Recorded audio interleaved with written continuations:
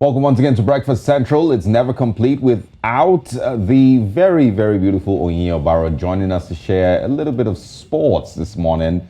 It's Olive's birthday, so, I'm going to have to say that Olive is, more beautiful this morning. Thank you. We'll come back to Onyinye tomorrow. I can manage that. It's okay. Good morning, Onyinye. Good morning, Osa, and a happy birthday to you, Ali. Thank you Great very one much, to see Onyinye. that. I'm also joining the birthday feeling with the red, so great one. Actually, you did. Good morning.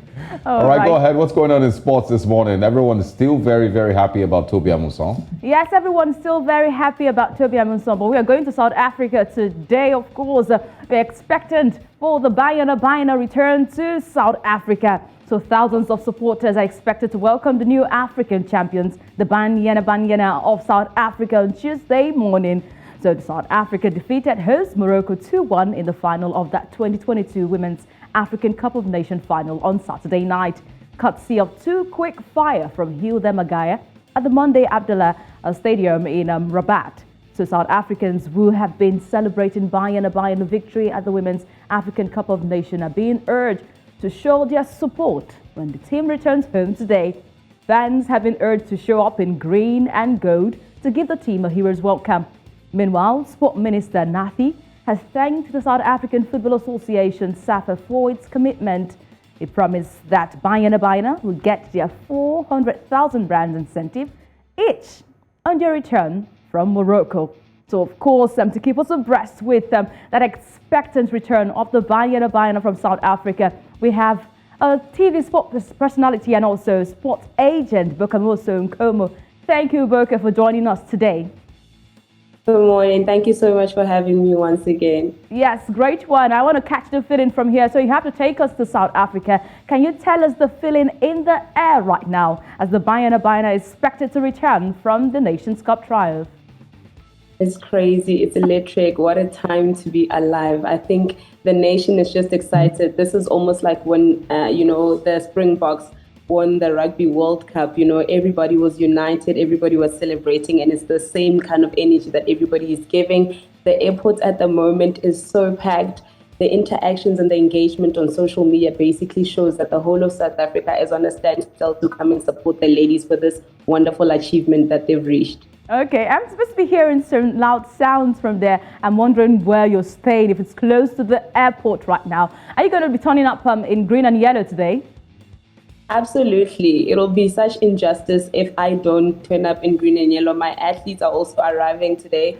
So as soon as this wraps up, I'm jumping into my green and gold and I'm going to the airport to welcome the girls. There's also going to be a parade with a trophy that's going to be going around different areas around Joburg, just to give people an opportunity to see the trophy and as well to see the girls. So we'll be part of all that action today. Okay, this will be the very first time a female football team, I must say it again, a female football team will be getting this type of dramatic reception. We heard that there are free rides coming all the way to take people to that Tambo Airport already. So what exactly should be notable in the tradition of that reception? Because we know the song, Banyana Banyana, we hear it all the time. So what is the notable tradition for today's reception? So, the whole country is basically coming together to support the ladies, like How Train, which is basically our train service, has offered people free rides from wherever they're coming from to come to O.R Tambo and celebrate with the girls. And there's a lot of companies also that are doing something great and offering the platform for people to be able to have access to get to the stadium. So it just goes to show you there's a bit of a shift in culture in terms of female representation, especially women in football. We've never had this before. We've never had women actually getting this much attention, this much support. So it goes to show that we are transitioning into a phase where women in sports and women in football are now getting the recognition that they deserve. We are seeing more ministers, we are seeing more people and corporates basically supporting this initiative. And I think this is way, way overdue. This should have happened years ago. But it's a good start. So we are absolutely happy for the girls that they're creating so much eyeball around them. Okay, Boka, you have to, help me with that song for Banyana Banyana. I'm not about to embarrass myself on national TV because I cannot sing to save my life. And as you can hear, my voice is very terrible. I think offline, I'll be very happy to embarrass myself just with you privately. All right, what kind of reward away from the 400,000 rands that was promised by the South African Football Association do you think would be befitting for the players and the coaching crew away from Desiree Elise and her achievement? You know what? I think besides the monetary benefit that these girls are getting from, and I think there's talks that, the CAF president also wants to contribute something to the girls based on his involvement with one of the teams in South Africa. But I think beyond that, I think it's high time that we find some corporates and sponsorships really coming into support. There's a lot of lack of sponsorships and endorsement deals for female athletes in South Africa, and I think in Africa as a whole. So I think this is a time for corporates to actually open up doors and really do campaigns, really do promotions, really sponsor these athletes so that they can benefit as well in terms of their brand visibility and not just on monetary value on the field. Okay, do you think this is a good time to push that equal pay agenda on the African scene? Absolutely. I mean, it's 2022. Why are we still having this conversation?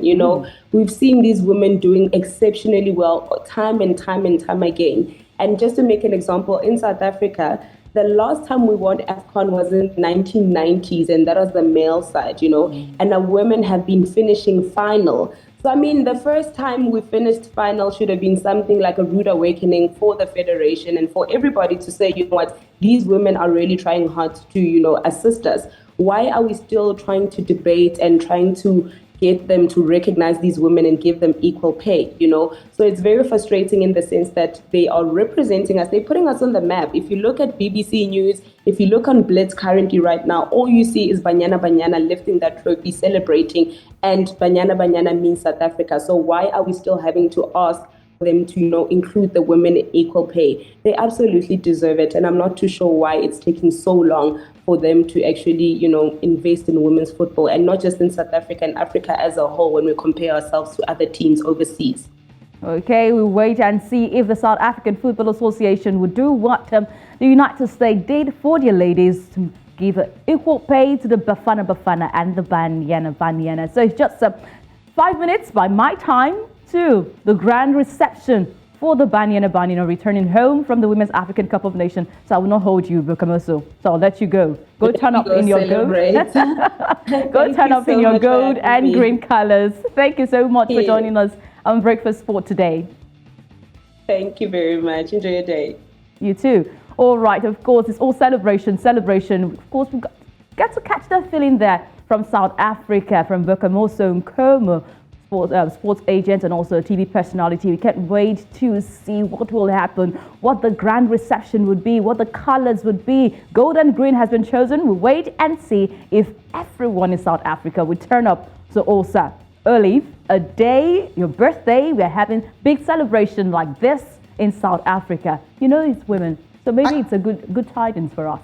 I think it's absolutely brilliant and beautiful. We must learn to support our own. When they do well, we must give them all the welcome that they should get. I'm really hoping that lots of people would turn up in green and gold to welcome them home. I think it's absolutely brilliant. Congratulations to them. I was having this same conversation with a friend earlier this morning. We're talking about Toby Amusa and talking about the fact that we find that a lot of sports men and women outside the continent are being respected and treated with so much reverence. And if, once you make your country proud in that manner, by the time you're coming back, they're taking you to meet the president, they're conferring you a certain honor and saying, well done, thank you for making us proud. I think we need to do more of that for a lot of our sportsmen and women in Africa. Yes, of course, they say success has a lot of friends. A lot of people get associated with success when they see success. They can cite it, they want to be your friend.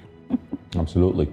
And it's been a great week for women, actually, last couple of days, from Toby Amusan to Thames, featuring on the new Wakanda movie and some other person. I can't remember the last person now, but it's been a pretty interesting week for women. So we're celebrating women today and celebrating Olive Amadi also. I can't get over this. I wish every day can be one's birthday. Happy many returns, Olive. Thank you so much. I'm Onyechi Obaru. Thank you very much.